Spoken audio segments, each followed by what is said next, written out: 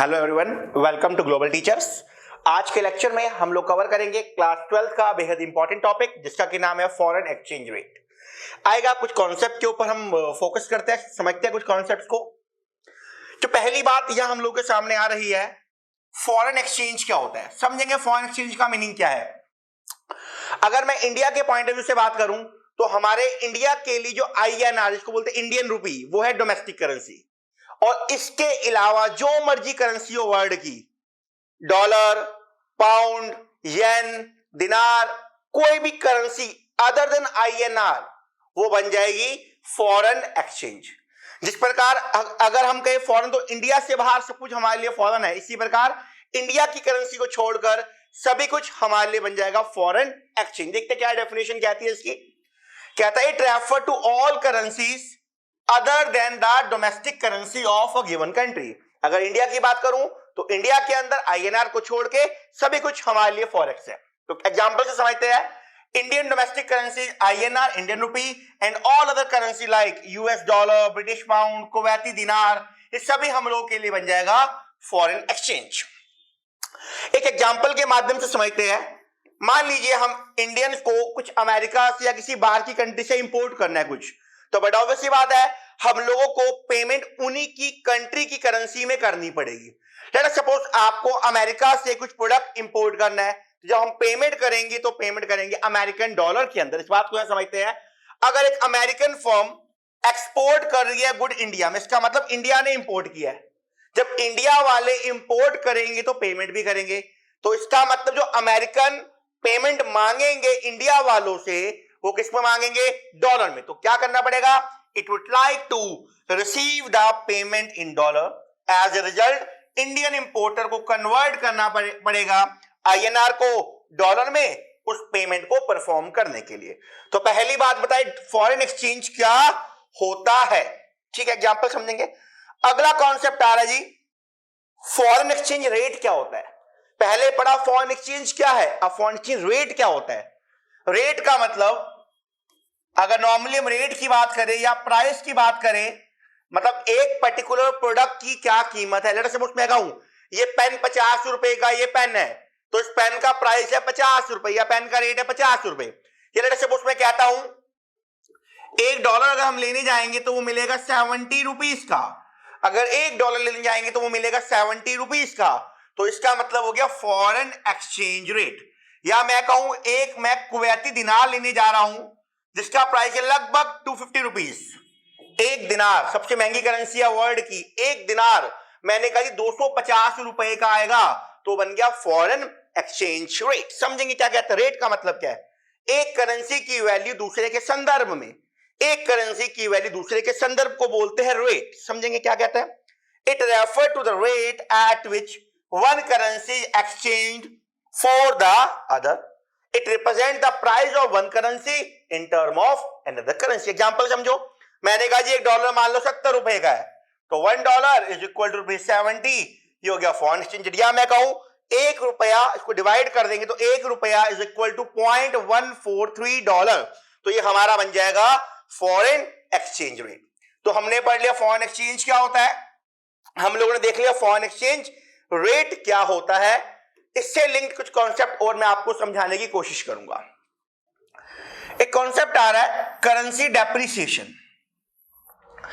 या हम लोगों के पास दो कॉन्सेप्ट आएंगे, दो कॉन्सेप्ट देखने को मिलेंगे। एक कॉन्सेप्ट मिलेगा डेप्रिसिएशन और एक कॉन्सेप्ट आएगा हम लोगों के पास एप्रिसिएशन। डेप्रिसिएशन और एप्रिसिएशन क्या होता है, कॉन्सेप्ट समझते आइएगा, देखते हैं एक बार। लेट अस सपोज मैं कहता हूं $1 70 रुपए का था, 70 रुपीज का था, मान लो कौन से मंथ में, सितंबर के मंथ में। हमने अक्टूबर में कहा आज वो $1 70 रुपए से 72 रुपीज का हो चुका है। समझना बात को, कॉन्सेप्ट पढ़ा रहा हूं डेप्रिसिएशन। मैंने कहा $1 70 रुपए से $1 72 का हो चुका है। इसका मीनिंग क्या है, जो हमारा INR है वो हो चुका है डेप्रिशिएट, और जो डॉलर है, डॉलर USD डॉलर है, वो हो चुका है एप्रिशिएट। तो बात को समझना, जब मैं खाली बोलूंगा डेप्रिसिएशन तो अपनी करेंसी कंट्री की यहां बात मैं कर रहा हूं। तो मैंने कहा $1.70 से $1.72 का हो गया, तो उसका मतलब हमारा INR डेप्रिशिएट हो चुका है, वो USD हो चुका है एप्रिशिएट। मतलब हमारी करेंसी जो INR है वो वीक हो चुकी है, अंतरराष्ट्रीय बाजार में उसकी वैल्यू गिर चुकी है, और जो डॉलर है उसकी वैल्यू अंतरराष्ट्रीय बाजार में स्ट्रॉन्ग हो चुकी है। समझेंगे इस कॉन्सेप्ट को। और इसका जस्ट अपोजिट कॉन्सेप्ट है करेंसी एप्रिसिएशन। समझते क्या कहता है? डेप्रिसिएशन का मतलब क्या है? It refer to decrease in the value of domestic currency in term of foreign currency. Example देखो, डॉलर 70 से 72 का हो गया, इसका मतलब हम डेप्रिशिएट हो चुके हैं, और डॉलर क्या हो चुका है? बहुत ज्यादा पावरफुल हो चुका है, स्ट्रॉन्ग। समझते हैं? It make domestic currency less valuable, मतलब वीक हो चुकी है, and more of it is required to buy the foreign currency. Example समझो, मैंने कहा पहले $1 के लिए मुझे खर्च करना पड़ता 70 रुपया, नाउ मुझे खर्च करना पड़ता है 72 रुपीज। तो क्या कहता है? मुझे ज्यादा पैसा खर्च करना पड़ेगा फॉरेन करेंसी को लेने के लिए। इसका अभिप्राय यह है कि मेरी करेंसी डेप्रिशिएट हो चुकी है और अंतरराष्ट्रीय फॉरेन करेंसी वो हो चुकी है एप्रिशिएट। जो एग्जांपल से हम समझेंगे, मैंने कहा हम जी कहेंगे रुपया डेप्रिशिएट हो गया, कब हो गया? अगर $1 70 से 74 का हो गया।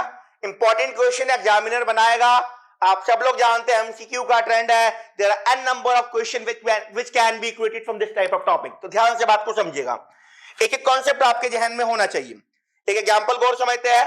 A change from $2 is equal to 1 pound to $1.5 to 1 pound represent UK pound is depreciating। तो याद रखना ये कॉन्सेप्ट था करेंसी डेप्रिसिएशन का। जस्ट इसका अपोजिट कॉन्सेप्ट है करेंसी एप्रिसिएशन। समझते सर वो भी क्या कहता है?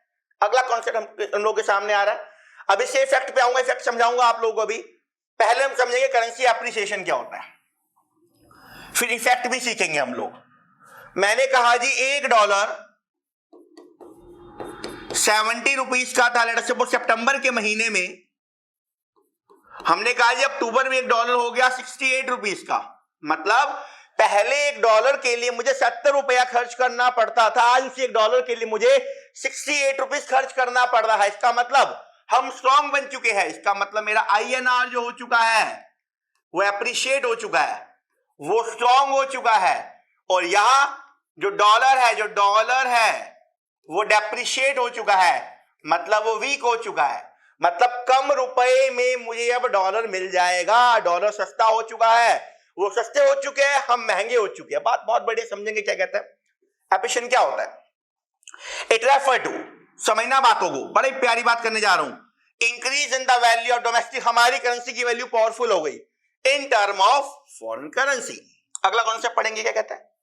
द डोमेस्टिक करेंसी, मतलब हम लोग वैल्यूएबल हो गए और अब हमारे को डोमेस्टिक करेंसी कम चाहिए, less of it required to buy the foreign. अब हमारे को डोमेस्टिक करेंसी कम चाहिए। देखो 70 68 चाहिए, कम चाहिए क्या खरीदने के लिए?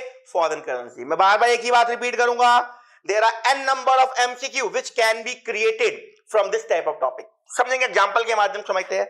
मैंने कहा जी इंडियन रुपी एप्रिशिएट होगी। सर कब एप्रिशिएट होगी? जब प्राइस $1 का 74 से 70 हो गया जी। बहुत बढ़िया, एक एग्जांपल और समझेंगे।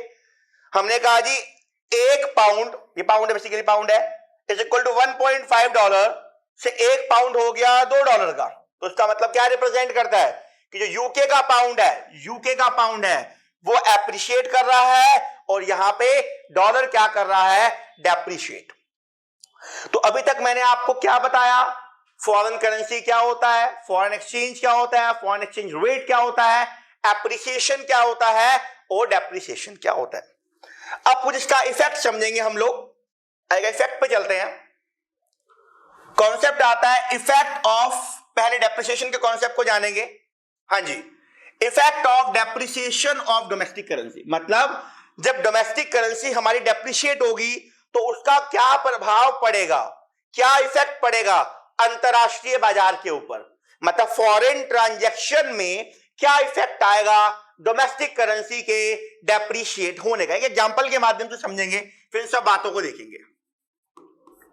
पहले हम देखते हैं एक्सपोर्ट में क्या इफेक्ट आएगा। या मैंने कहा जी एक्सपोर्ट बढ़ जाएगा। सर कैसे बढ़ जाएगा समझाओ। अब एग्जांपल से समझेंगे। लेट सपोज ये इंडिया है और हमने कहा जी यहां पे यूएसए है।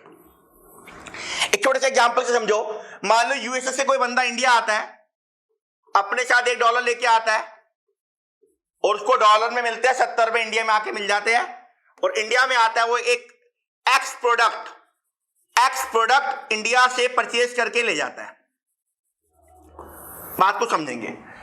अमेरिका से पर्सन इंडिया आया, अपने वहां से $1 लेकर आया और उसको यहाँ पे डॉलर में इंडिया में मिल गए 70 रुपए मिल गए। 70 रुपए लेके वापसी अमेरिका चला गया और जहां से उसको एक प्रोडक्ट परचेज किया, अपनी कंट्री प्रोडक्ट लेके चला गया। ये तो बेसिक बात होगी। लेट्स सपोज सितंबर के मंथ में आया, वो दोबारा अक्टूबर में इंडिया दोबारा आया, वो दोबारा अपने वहां से $1 लेकर आया। उसको यहाँ पे 70 की जगह हमने कहा जी हमारा INR डेप्रिशिएट हो चुका, मतलब 70 की जगह उसको यहां मिले लेट्स सपोज 72 मिले उसको। वो दोबारा शॉपिंग करने गया, उन्हें शॉपकीपर को 70 रुपए दिए और प्रोडक्ट लेके वापसी अपनी कंट्री चला गया। देखो यहाँ पे उसके $2 बच गए। अपने वहां से लाया $1 था, लेकिन पहले डॉलर के बदले 70 मिले। 70 का एक प्रोडक्ट लिया, मान लो उसने एक टी शर्ट ली, मान लो 70 रुपए की एक सिंपल की टी शर्ट मिल गई, उसको लेके अपनी कंट्री वापसी चला गया। अगले महीने दोबारा इंडिया आया, $1 लेकर आया, डॉलर के बदले एक्सचेंज किया, 72 मिला। टी शर्ट आज भी 70 रुपीज की मिल गई, तो उसके यहां बच गए $2। इसका मतलब क्या हो गया, उस अमेरिकन पर्सन को इंडिया से सामान खरीदना सस्ता पड़ गया, वो बार बार इंडिया आना चाहेगा। इसका कहने का अभिप्राय क्या है, हमारा एक्सपोर्ट हो जाएगा, बढ़ जाएगा। तो याद रखिएगा, जब भी इफेक्ट पूछे डेप्रिसिएशन का डोमेस्टिक करेंसी का, तो हम कहेंगे एक्सपोर्ट हमारा बढ़ गया, इंपोर्ट हमारा हो जाएगा डिक्रीज। सर इंपोर्ट कैसे डिक्रीज होगा, समझो बात को। अब इसका रिवर्स कॉन्सेप्ट लगाते हैं हम लोग, यहां रिवर्स कॉन्सेप्ट लगाते हैं। इंपोर्ट का मतलब हम लोग बाहर से खरीद के लेके आ रहे हैं, हम लोग बाहर से खरीद के लेके आते हैं। इंपोर्ट का कॉन्सेप्ट समझेंगे, इंपोर्ट पे कैसे इफेक्ट करता है आएगा, देखते हैं। अब हम बात करेंगे इंपोर्ट पे ये कैसे इफेक्ट करेगा। देखिएगा, ये इंडिया, ये यूएसए है। हमने कहा जी $1 70 से $1 72 का हो चुका है, तो उसको डेप्रिसिएशन बोलते हैं। हमने ऐसी बात बोली। अब हमने बाहर से इंपोर्ट करना है। एक इंडियन पर्सन 70 रुपए लेके गया, उसको $1 मिल गया, डॉलर लेके यूएसए गया, एक प्रोडक्ट एक्स लेकर आ गया, प्रोडक्ट एक्स इंडिया में लेकर आ गया। उसको प्रोडक्ट एक्स कितने का पड़ा, 70 रुपीज का हो या $1 का हो, एक ही बात है। ये गया, मान लो सितंबर के मंथ में गया था वो, अब दोबारा अक्टूबर में गया, वो गया जी, कहता है मुझे $1 दो। उन्होंने कहा जी उसने 70 रुपए दिए। उन्होंने कहा $70 का नहीं मिलेगा, डॉलर कितने का मिलेगा आपको। उन्होंने कहा हमारे को तो 72 रुपीज दो। तो 72 के बदले उसको $1 मिला और वो यूएसए से दोबारा जाके प्रोडक्ट एक्स लेकर आ गया। अब देखो ध्यान से बात समझो, पहले उसको प्रोडक्ट एक्स $1 का मिला, अभी $1 का, लेकिन 70 की जगह यहां पेमेंट कितनी करनी पड़ी, 72। मतलब उसको अमेरिका से प्रोडक्ट बहुत महंगा मिल रहा है, तो उसका मतलब अब प्रोडक्ट लेना नहीं चाहेगा वो। तो हमने कहा जी हमारा इंपोर्ट क्या हो गया, डिक्रीज हो गया।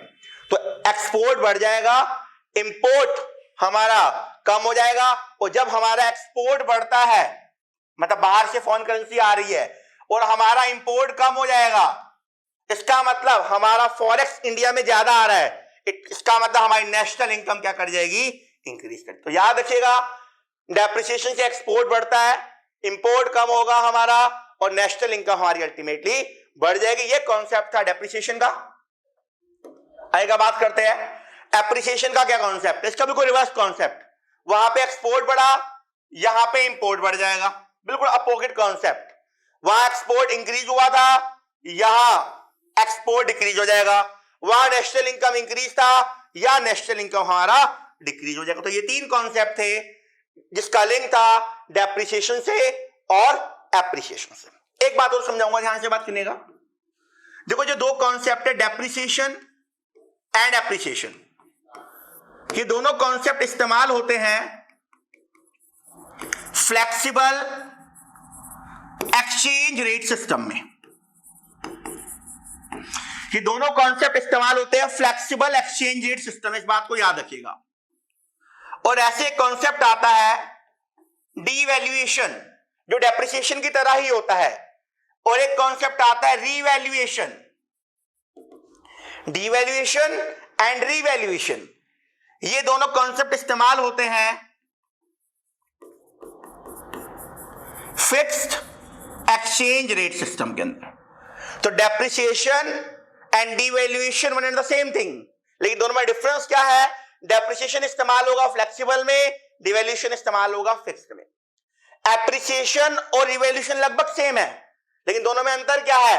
एप्रिसिएशन इस्तेमाल होगा फ्लेक्सिबल में और हमारा रिवैल्यूएशन इस्तेमाल होगा फिक्स में। फ्लेक्सिबल क्या होता है, फिक्स क्या होता है, अभी आप लोगों को बता के चलूंगा मैं। आएगा अगला जो कॉन्सेप्ट हम लोग के सामने आ रहा है, types of foreign exchange rate system. हमारे पास यहां 3 सिस्टम है। पहला फिक्स्ड एक्सचेंज रेट सिस्टम, जिसको हम पैक्ड सिस्टम के नाम से भी जानते हैं, फिक्स्ड या पैक्ड। सेकंड आ रहा है flexible exchange rate system. Flexible को फ्लोटिंग सिस्टम भी कहते हैं या इसको फ्री एक्सचेंज रेट सिस्टम के नाम से भी हम लोग जानते हैं। तो फिक्स्ड आ गया, फ्लेक्सिबल आ गया। थर्ड आता है मैनेज्ड फ्लोटिंग। इसका एक नाम होता है, इसको हम क्या बोलते हैं? डर्टी फ्लोटिंग भी इसको कहते हैं, डर्टी फ्लोटिंग। तो 3 सिस्टम हम लोगों के पास करेंसी की वैल्यू को डिटरमाइन करने के लिए। पहला फ्लेक्सिबल, दूसरा फिक्स्ड और थर्ड आ गया मैनेज्ड फ्लोटिंग। फ्लेक्सिबल को फ्लोटिंग या फ्री कहते हैं, फिक्स्ड वाले को पैक्ड सिस्टम कहते हैं और मैनेज्ड वाले को डर्टी फ्लोटिंग के नाम से जाना जाता है। वन बाय वन बात करेंगे। देखो फिक्स्ड सिस्टम क्या होता है? ये वो सिस्टम है जहां पे करेंसी के प्राइस को डिटरमाइन किया जाता है गवर्नमेंट के कंट्रोल के द्वारा। यहां गवर्नमेंट ही करेंसी की वैल्यू को बढ़ाएगी या कम करेगी, मतलब गवर्नमेंट ही करेंसी की वैल्यू को डिवैल्यू करेगी या रिवैल्यू करेगी। It depend upon the government policy, government क्या करना चाहती है। तो फिक्स्ड एक्सचेंज सिस्टम क्या है? Refer to system in which exchange rate for currency is fixed by the government, is fixed by the government. यहां मान लो गवर्नमेंट कहती है $1 को हमने 70 रुपीज से $1 को 72 का कर दिया। इसका मतलब हमारा INR यहां बोलेंगे डी वैल्यू हो गया, यहां डेप्रिशिएट नहीं बोलेंगे, यहां बोलेंगे डी वैल्यू हो गया। या गवर्नमेंट कहती है मान लो $1 हम लोगों ने 70 रुपीज से 68 का कर दिया, 78 से 68 का कर दिया, तो उसका मतलब हम लोग हो गए रीवैल्यू, यह एप्रिसिएशन नहीं बोलेंगे। तो डेप्रिसिएशन एंड एप्रिसिएशन फ्लेक्सिबल का कॉन्सेप्ट है एंड डिवैल्यूएशन एंड रिवैल्यूएशन ये फिक्स का कॉन्सेप्ट है। आपसे एग्जामिनर पक्का एमसीक्यू पूछेगा तो इन बातों को आप याद रख के चलेगा। इसका पर्पस क्या होता है? हमारी करेंसी की वैल्यू अंतरराष्ट्रीय बाजार में स्टेबल रहे, उसकी वैल्यू ज्यादा फ्लक्चुएट ना करे, ये इसका उद्देश्य होता है।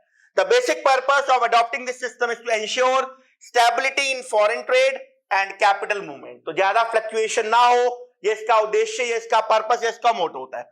तो गवर्नमेंट क्या करेगी? स्टेबिलिटी को मेंटेन रखने के लिए गवर्नमेंट क्या करेगी? गवर्नमेंट करेंसी को बाय करेगी, गवर्नमेंट करेंसी को बाय करेगी जब वो वीकर हो जाएगी, सस्ती हो जाएगी, और सेल करेगी जब फॉरेन करेंसी क्या हो जाएगी? स्ट्रॉन्गर हो जाएगी। तो गवर्नमेंट करेंसी की वैल्यू को मैनेज करके चलती है under fixed exchange rate system. और बात करेंगे, कहता है गवर्नमेंट इसके लिए क्या करेगी?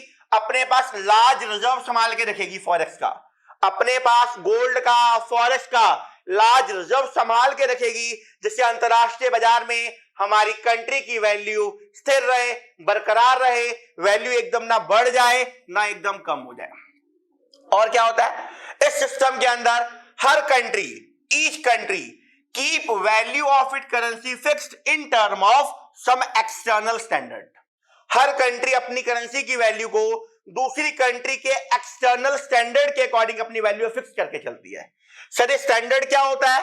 ये स्टैंडर्ड क्या पता गोल्ड के कंपैरिजन में सिल्वर के या कोई भी प्रीशियस मेटल के द्वारा इस वैल्यू को फिक्स किया जाएगा। एक कॉन्सेप्ट था पैगिंग। सर पैगिंग क्या होता है? जब वैल्यू ऑफ डोमेस्टिक करेंसी को टाइड करोगे, मतलब बांध के चलोगे किसी और अनदर करेंसी से, उस प्रोसेस को बोलते हैं पैगिंग।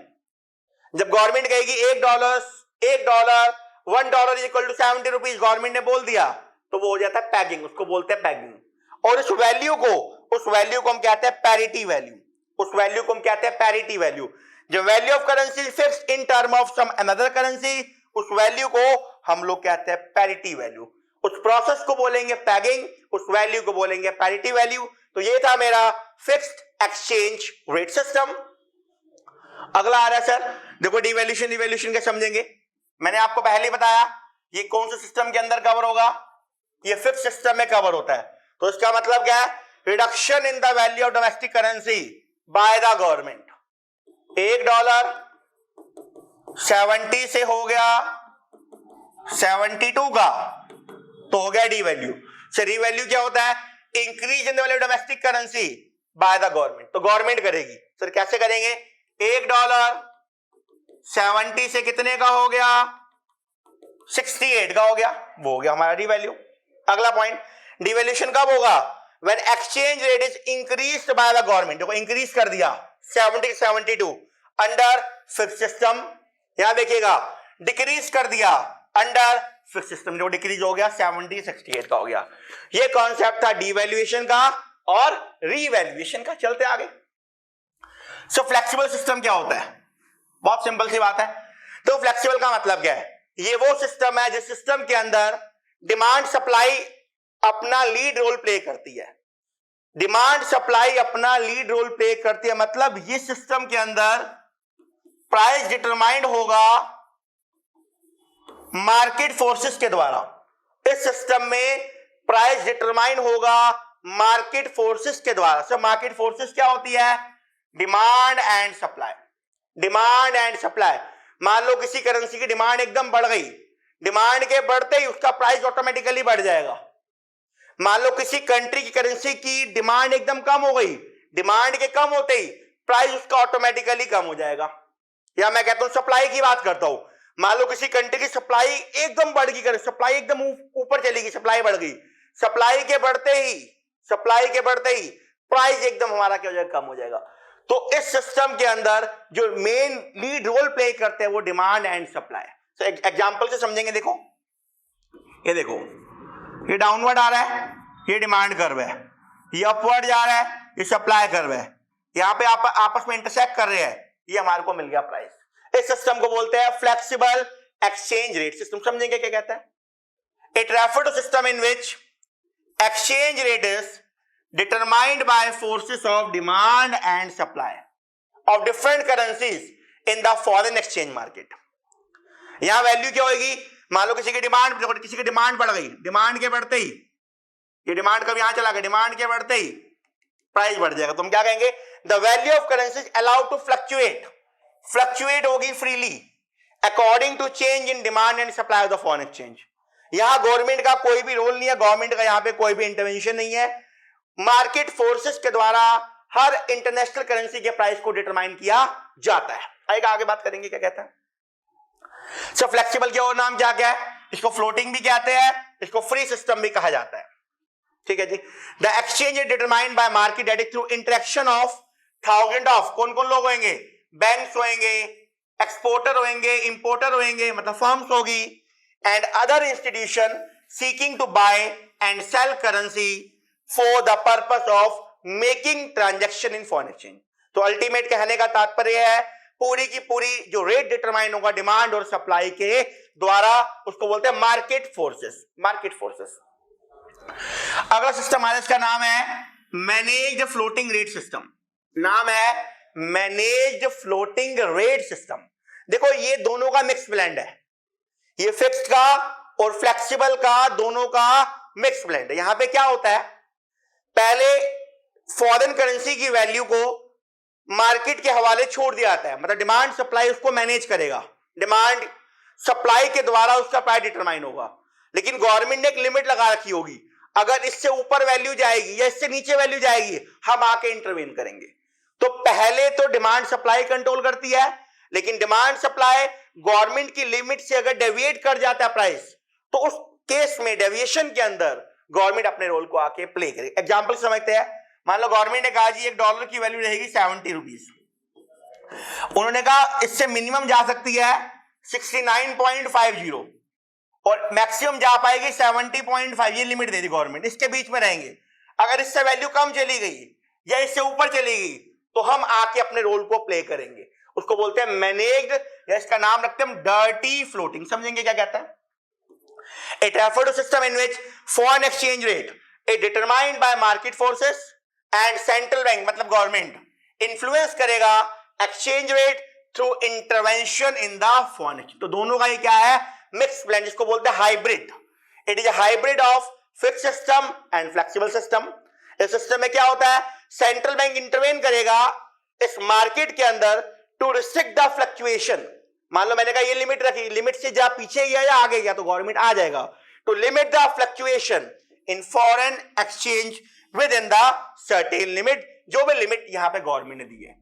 तो सिस्टम को बोलते हैं मैनेज्ड फ्लोटिंग रेट सिस्टम। चलेगा आगे। उद्देश्य के पर्पस क्या होता है इसका, कि हमारी करेंसी की वैल्यू एक डिजायर्ड टारगेट में रहे, ना ऊपर जाए ना नीचे जाए। इस सिस्टम को क्या बोलते हैं, डर्टी फ्लोटिंग। याद रखिए इसको बोलते हैं डर्टी फ्लोटिंग। क्यों बोलते हैं dirty float system, in which value of country currency allowed to change in relation to other, but उसको कौन कंट्रोल करेगा या कौन मैनिपुलेट करेगा, बाय सेंट्रल गवर्नमेंट या सेंट्रल बैंक। लेट अस आगे चलते आगे बात करते हैं। अगला आ रहा कॉन्सेप्ट हमारे पास, सर फॉरेन एक्सचेंज मार्केट क्या होता है। मार्केट का मतलब एक सिस्टम है जिस सिस्टम के अंदर RBI, government, banks, exporter, importer आपस में जुड़े हुए हैं। तो क्या कहते हैं, it is system in which foreign currency are bought and sold. एक सिस्टम है जहां फॉरेन करेंसी को खरीदा और बेचा जाता है।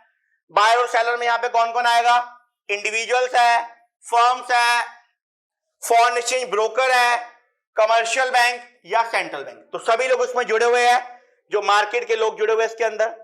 मैंने कहा ये सिस्टम है, ये कोई प्लेस नहीं है, इट्स अ सिस्टम जहां पे आपस में सभी लोग इंटरेक्ट हो रहे हैं।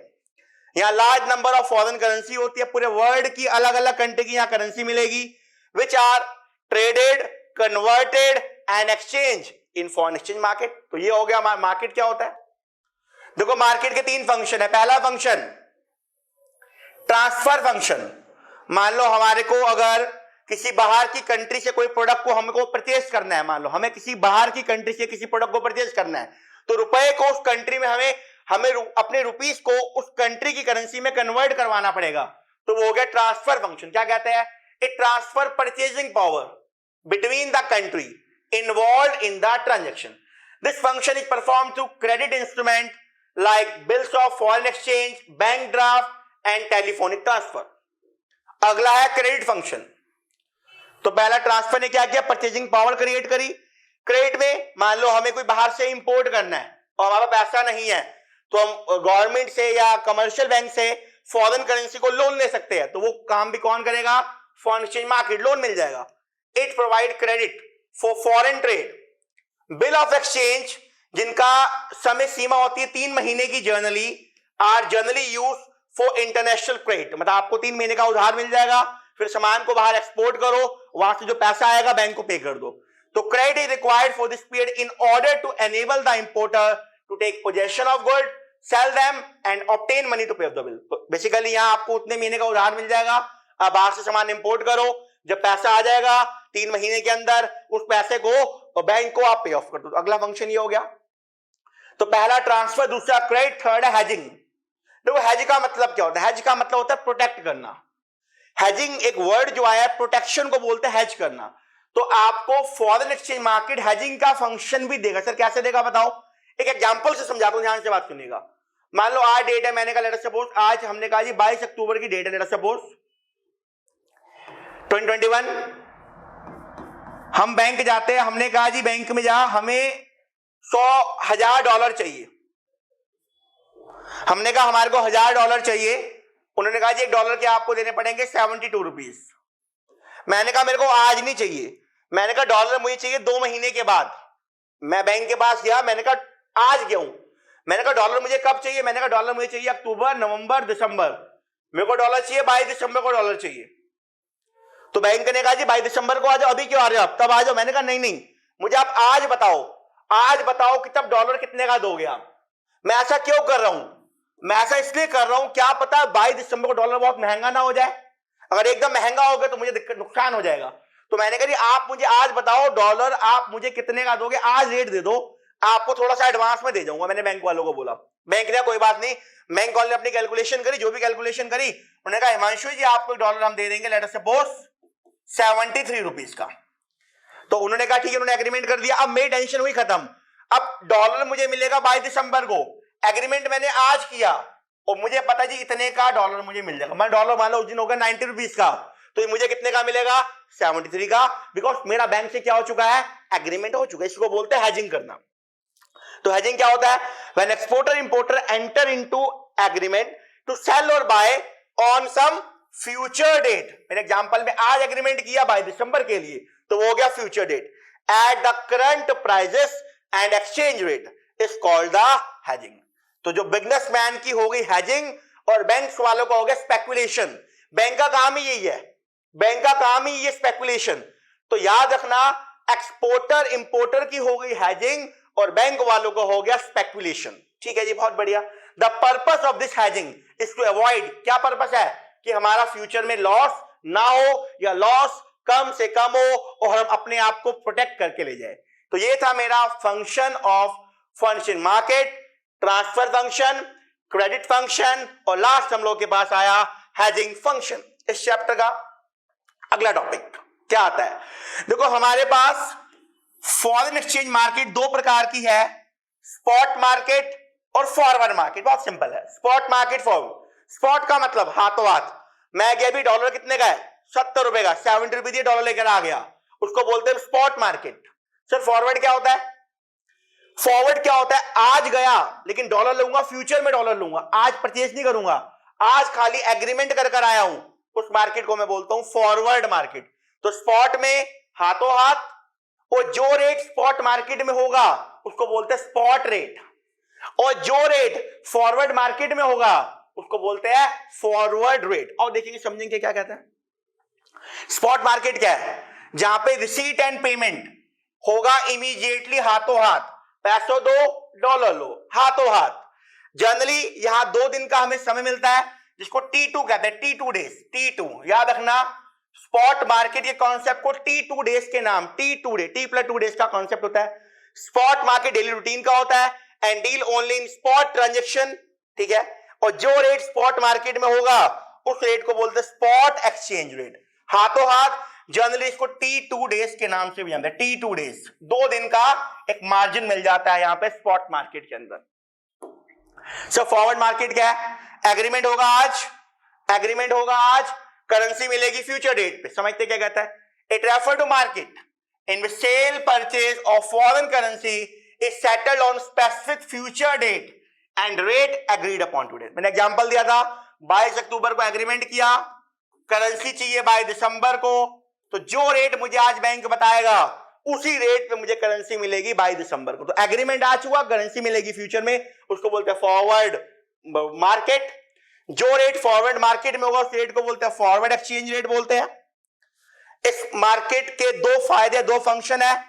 पहला फंक्शन हेजिंग करवाएगा, मतलब प्रोटेक्शन करवाएगा ट्रेडर को, जो रिस्क से बच जाएगा। और अगला इसका फंक्शन क्या है, बैंक को प्रॉफिट दिलवाएगा स्पेकुलेशन के द्वारा। याद रखिएगा, फॉरवर्ड मार्केट के 2 फंक्शन है। पहला हेजिंग, हेजिंग किसको होती है, बायर्स को और सेलर को, इंपोर्टर को और एक्सपोर्टर को।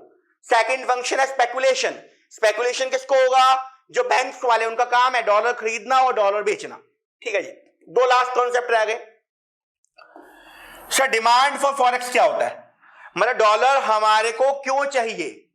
बेसिकली डिमांड का मतलब होता है आउटफ्लो, डॉलर हमारे को क्यों चाहिए, डॉलर हमारे को क्यों चाहिए, आउटफ्लो, कहां कहां इस्तेमाल करना है हमने।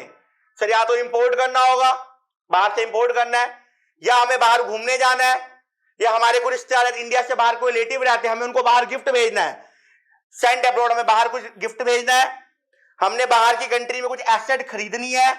बट डॉलर हमारे को क्यों चाहिए, क्यों चाहिए मतलब आउटफ्लो, कहां का हमने यूज करना है, तो उसको बोलते हैं डिमांड या speculation. Demand for foreign exchange arises when people want to make gain from appreciation of domestic currency. तो ये हमारे साथ डॉलर हमारे को क्यों चाहिए। अगला लास्ट कॉन्सेप्ट, डॉलर कहां से आएगा। बेसिकली कहां से आएगा का मतलब सोर्सेस, सोर्सेस का मतलब इनफ्लो। डॉलर कहां से आएगा मतलब सोर्सेस क्या इनफ्लो। तो सर कहां कहां से आएगा, या तो एक्सपोर्ट करेंगे, या बाहर के लोगों ने इंडिया में इन्वेस्ट किया है, बाहर के लोगों ने इंडिया में इन्वेस्ट किया है, या मान लो हमारे रिश्तेदार कोई बाहर रहते हैं, पैसा इंडिया भेज रहे हैं, रेमिटेंसेस फ्रॉम अब्रॉड, स्पेकुलेशन, या हमने बाहर से कहीं से लोन ले लिया। तो ये सारे तरीके थे डिमांड के और सप्लाई के। ये चैप्टर था हमारा फॉरेन एक्सचेंज रेट। आने वाली वीडियो में इन सभी टॉपिक के मैं क्वेश्चन डिस्कस करूंगा, MCQ, true false, based on the current examination जो आपका दिसंबर में होने वाला है। थैंक्स लॉट, उम्मीद है आपको लेक्चर समझ आया होगा। आज के लिए इतना ही। Take care, stay safe, stay blessed, bye bye.